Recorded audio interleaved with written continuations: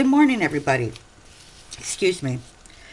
So this is going to be the second part to Grandmother's Garden table runner. I'm doing a table runner.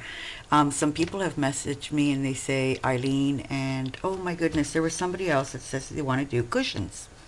So that's a beautiful idea too. Cushions look beautiful this way. And I'm having a good time doing that. So this is what I had showed you the last video, how I did this background, and then how I, just a second. So obviously if you're seeing this video, you probably want to go back to the first, how I photocopied these and I cut them all out. And I got a little bit of a mess here. I thought I was organized.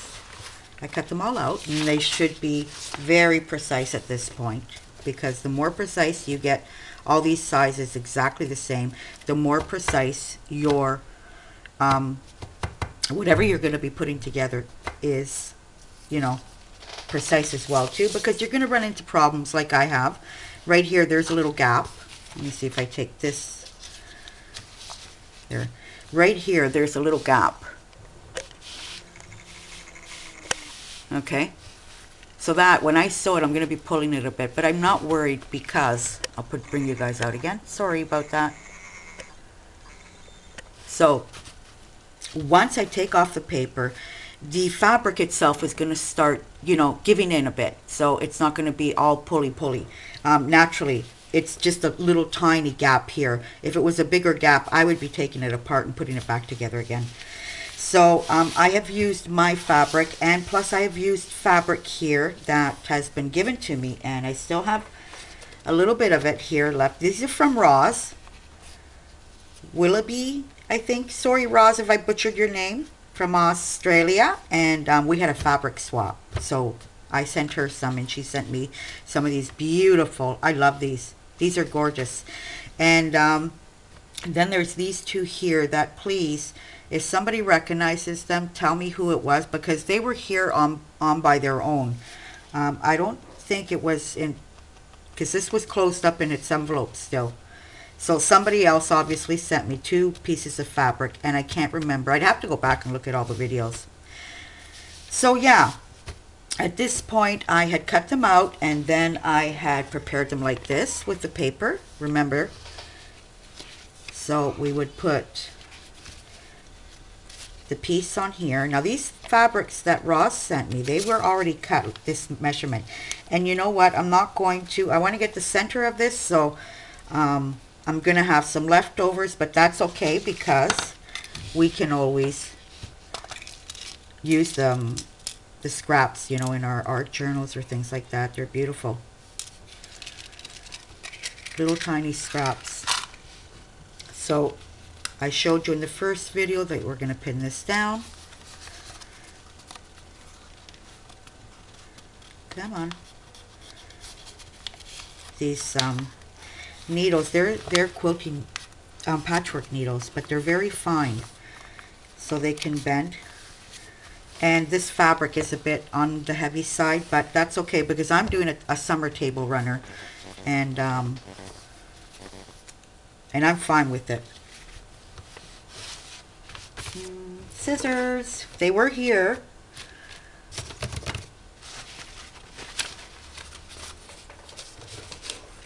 Oh, sorry you guys. So yeah, did you guys see the video of us making sauce? You know, the day didn't go all that well. We had problems with one of the gas tanks. It fell over.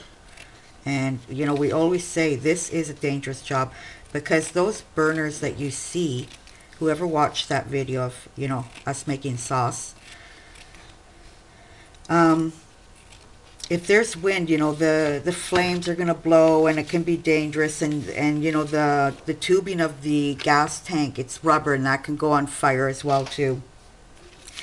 So you know, you got to be careful. And you're having the burners on for at least from the very beginning, and we all woke up at 5 and probably had the burners on by 5:30 until, you know, 12 o'clock, no, 1, 2 o'clock, because then after all the bottles were finished, which I didn't show you guys, they are put in big, huge barrels, and then they're put on the burners again, so they're being boiled, you know, again. So at this point here, let's get on to this, you guys. At this point here, I would fold it over and start stitching it. Now here, I don't care what kind of thread I'm using. It doesn't have to be any type of, its color, nothing. No, doesn't matter. You can use old thread that you have, and just like when you get to the corners here, you fold it over and continue sewing all the way around. Okay, look at how beautiful. This is going to be gorgeous. This is going to be gorgeous. So I'm mixing what people have sent me and my own all into this. And let's put that aside. So at this point, what we would do is you have your squares ready, and this is the way I start. I start with 2 of them together, making sure that they're lined up best as possible all the way around. Okay, it might be off just a touch, but you can continue doing it. And just a second. Sorry, Caterina phone. Yeah. She got everything put together, about 4 pictures and objectinis and stuff, and she may be dropping it off this morning. Okay. Okay. Okay. Ciao. Bye. So you're going to grab your needle and thread, and don't look at the needle that I have because it's a pretty big needle. I lost my needle that I was using last night. So yeah, you can use a finer needle for this. And sorry, you guys, it's this way. Okay, so we got the 2 good sides together, right? On the inside. And you're going to, you know, measure it up all around as best as you can. Don't only concentrate on this being straight when this can kind of curve a bit. And that's always because the paper was cut by hand and it's not going to be perfect. So you're not going to get the perfect shapes all the time. If you have a big shop machine, you can buy these. So what I was saying, the needle's pretty big. And yeah, it's just not going through the needle because this fabric with all this paint. So if it happens to you, don't worry, it's normal. It stiffens up. So, you know, the needle might be a problem to get in certain places. And what you're going to do here, let me see if I should bring you down a bit. Yeah, okay. So what you're going to be doing here is I'm stuck in the needle, and I'm just going to start doing small little whip stitches, grabbing both fabrics. You can kind of feel the paper underneath the fabric and kind of not catch it. But if you catch it, don't worry, nothing's going to happen. When you take out your paper, the paper will just tear a bit, but it'll be fine. And just keep on doing all these little whip stitches. Sorry you guys, but this is kind of, like I said, a big needle to work with. Here you need a finer. I was using a finer needle.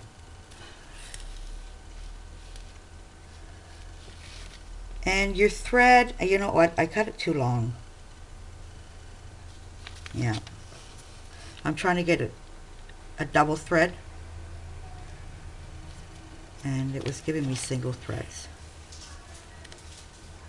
Okay, so you guys got the idea here. That's how close, you know, the stitches should be. I'm not a very good sewer, you guys.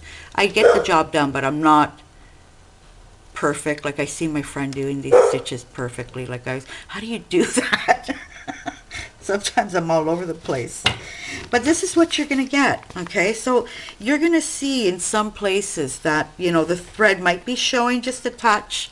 Don't worry about that. We can cover that up. You know, we can put embellishments all over this as well, too. Like I was saying in the other video, we can put laces as well. You guys, I'm just going to grab a bit of water. And the weather today, it's supposed to be raining today and tomorrow, and I was really hoping for it. But it's kind of muggy.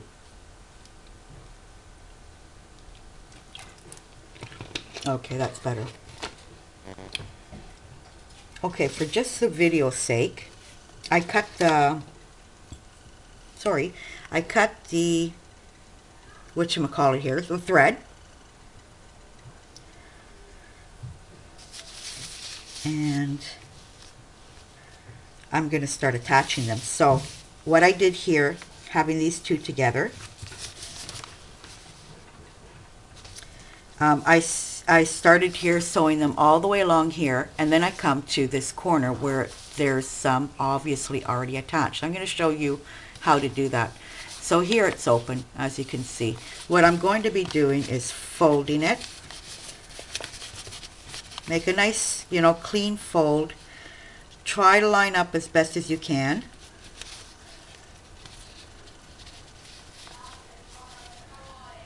And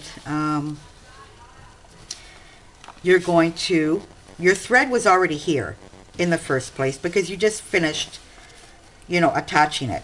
So you're going to continue, and if your thread had finished, that's okay. You can start all over again. And you're going to continue, you know, trying to get as close as possible to the corner.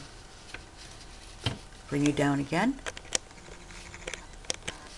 Okay, see here the way it's folded. Okay, we did that, and we're going to start whip stitching it closed.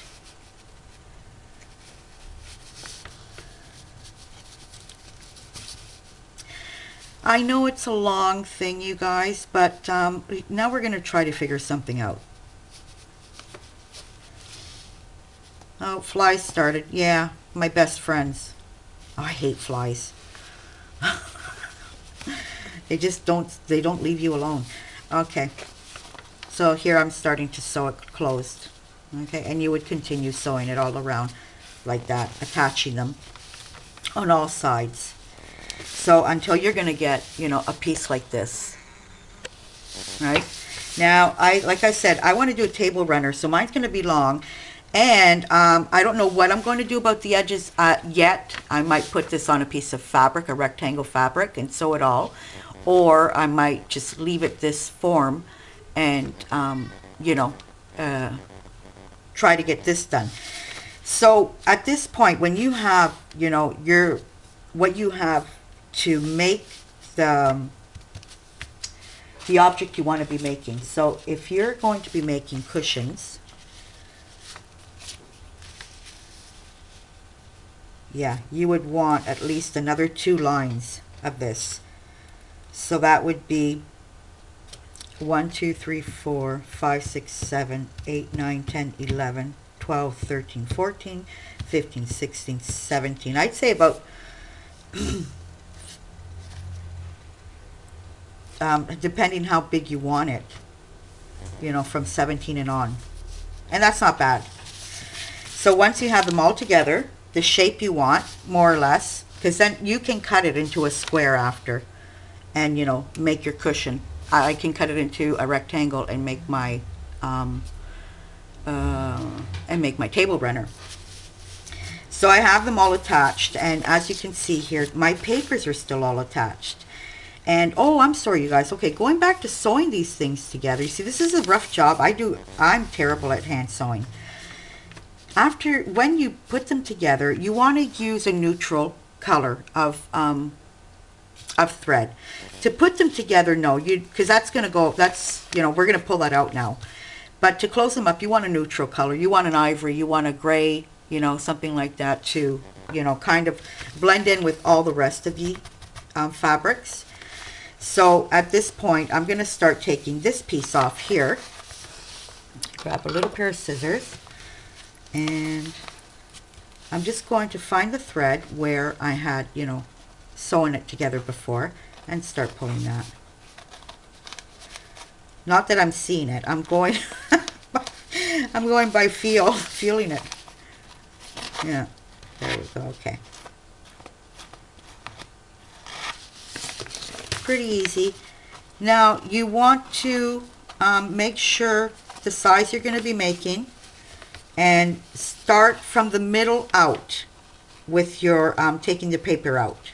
You don't want to take out the ones on the edges just yet until you figure out what size you want to do it. And that I'll be showing it to you in the next video. because I kind of want to go slow with these. So I'm going to find the thread again and start pulling.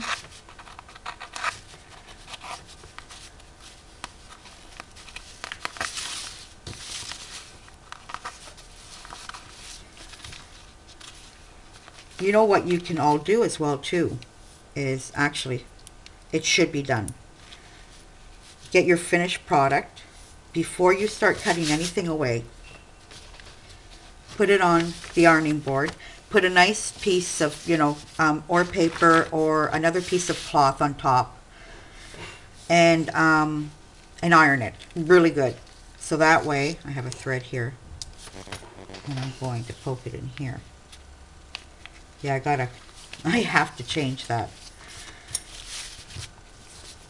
Okay, I think we got the thread almost all out, and then you pull the paper, you know, and you can save these if you want to. I think they can even be used, you know, up to 3 times, if depending how battered they get. And there you go. So this is going to be, now pretending that this is my edge, I'm going to leave that up until I'm deciding what I'm going to do. And like I said, that will be shown in the next video. So that way I don't confuse you guys. We're going to do it little by little. So put them together. Like I said, get the type of form that you want to be getting. And in the meantime, you can start taking all the middle ones out once you've got that done. And in the next video, I'll show you how to close it 2 or even maybe 3 different types of ways. Okay? And yeah, you can measure them to see more or less how big you have to make it, you know, and that helps a lot too. Actually, that's the way I've measured the plaid that I'm making, because I'm making one like this that is made out of flannel shirts, all my kids' flannel shirts, and my hubby's too. So those will make cute little throw blankets. So yeah, so that's what we're going to be doing, you guys. I hope it was pretty clear to you. If you have any questions, just ask, and I'll try to, you know, answer them as best as I can. I hope you're having fun doing it. I am. Yeah, I'm sitting. I don't do it every day, but yeah, I've been doing it, and it's fun, and I love the addition of, you know, other people's, or my swap partners, and or it came in Happy Mail. It was just beautiful. I love this. Yeah. So I hope you're having fun doing this. And until the next time, you guys, well, I'm doing another video right now really fast too about Happy Mail. So we'll see you in my next video. Goodbye.